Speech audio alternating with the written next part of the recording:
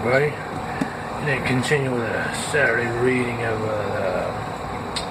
Sherlock Holmes edition here. Let me turn on the light here just a little bit. So we're just going to go into one of these chapters here. And let's go here. Let's look at the excerpt here. The Red-Headed, this is a chapter, I don't know which one, it's page 43. The Red-Headed League. Okay, it goes. It says, I had called on my friend Mr. Sherlock Holmes one day in the autumn of last year and found him in deep conversation with a very stout, florid-faced elderly gentleman with fiery red hair. With an apology for my intrusion, I was to withdraw when Holmes pulled me abruptly into the room and closed the door behind me. You could not possibly come at a better time, my dear Watson, he said cordially. Quote, I'm afraid that you were engaged. Again, quote, and then quote, so I am. Very much so. And it says, another quote here says, then I can wait in the next room. And it's, not at all. This gentleman, Mr. Wilson, has been my partner and helper in many of my most successful cases, and I have no doubt that he will be of the utmost use to me in yours also. End quote. The stout gentleman half rose from his chair and gave a bob of greeting, with a quick little questioning glance from his small face, fat and circled eyes. Try the steady, said Holmes. Relapsing into his armchair and putting his fingertips together, as was his custom when the judicial mood, as was his custom when in judicial moods. Okay, this is a quote. I know, my dear Watson, that you have that you share many love with of all that is bizarre and outside the conventions of humdrum routine of everyday life. You have shown your relish for it by the enthusiasm which has prompted you to chronicle, and if you will excuse my saying so, somewhat to embellish so many of my own little adventures, end quote. Quote, your cases have indeed been the greatest interest to me, end quote, I observed. Quote, it says, you will remember that I remarked the other day, just before we went into the very simple problem presented by Miss Mary Sutherland, that for strange effects and extraordinary combinations we must go to life itself, which is always far more daring than any effort of the imagination. In quotations it says, the proposition which I took the liberty of doubting. You did, Doctor, in quotations, but nonetheless, you must come around to my view, and for otherwise I shall keep on piling fact upon fact on you until your reason breaks down under them and acknowledges me to be right. Now, Mr.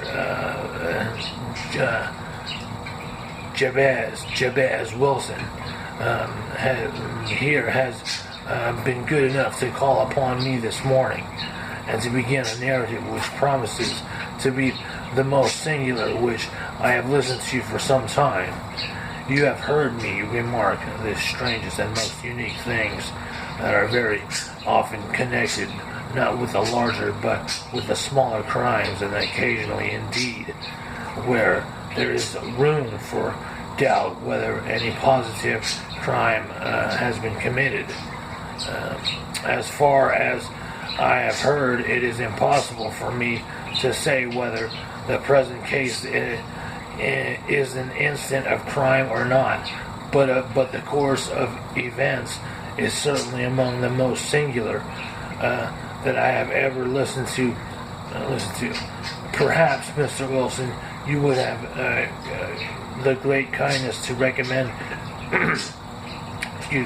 your narrative. I ask you not merely because my friend Dr. Watson has not heard the opening part, because my friend Dr. Watson has not heard the opening part, but also because the peculiar nature of the story makes me anxious to every possible detail of your lips. As a rule, I would have heard some slight indication of the course of events, and I am able to guide myself by the thousands of other similar cases which occur to my memory. And in the present instance, I am forced to admit that the facts are, to the best of my belief, unique. The portly client puffed out his chest with an appearance of some little pride and pulled a dirty, wrinkled newspaper from the inside pocket of his greatcoat. As he glanced down at the advertisement column, with his head thrusted forward and the paper flattened upon his knee, I took a good look at the man and devoured, after the fashion of my companion.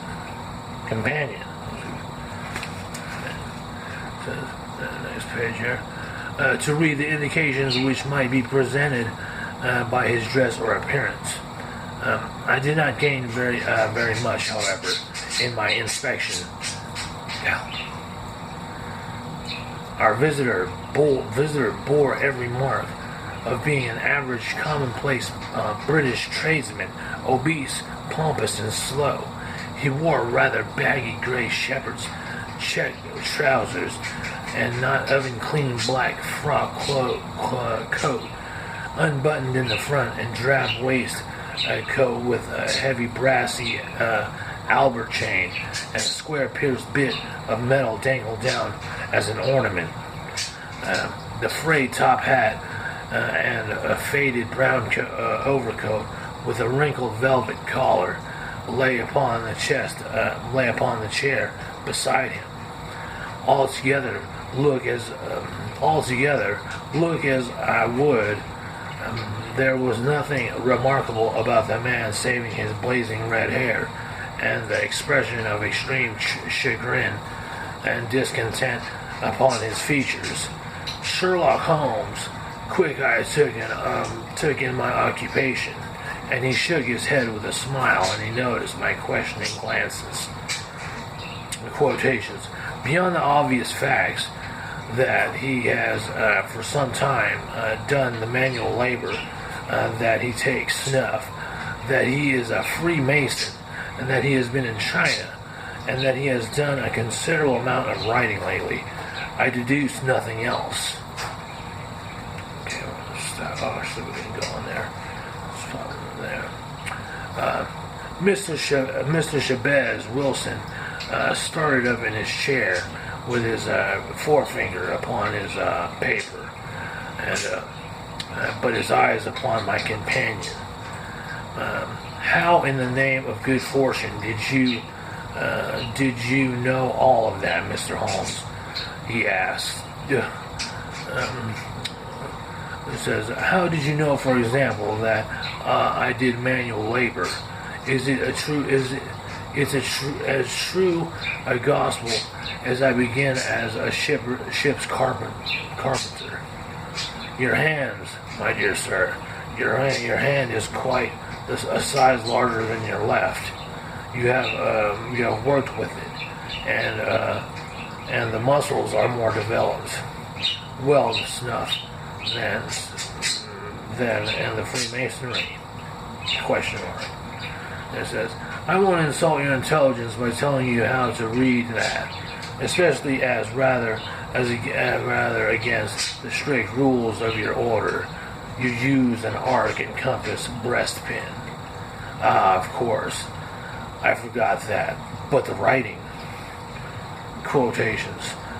What else can be indicated by the right cuff, so very shiny for 5 inches, and the left one with a smooth patch near the elbow where you rested upon the desk? Well, but China? He asked. Question mark. The fish that you have tattooed immediately above your right wrist could only have been done in China.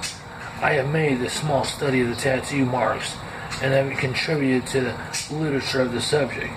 The trick of staining the fish's scales with a delicate pink is quite peculiar to China.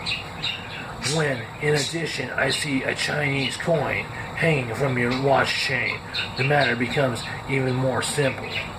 Mr. Shabazz Wilson laughed heavily.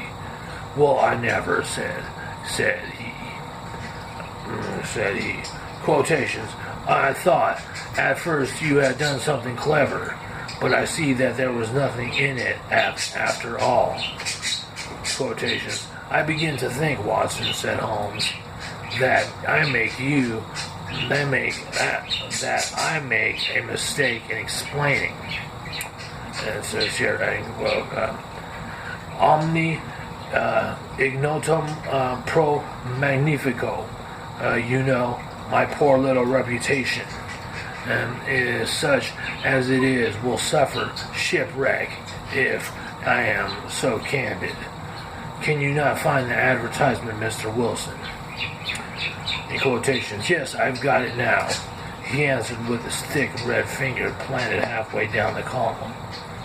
Here, in quotations, it is. This is what began it all.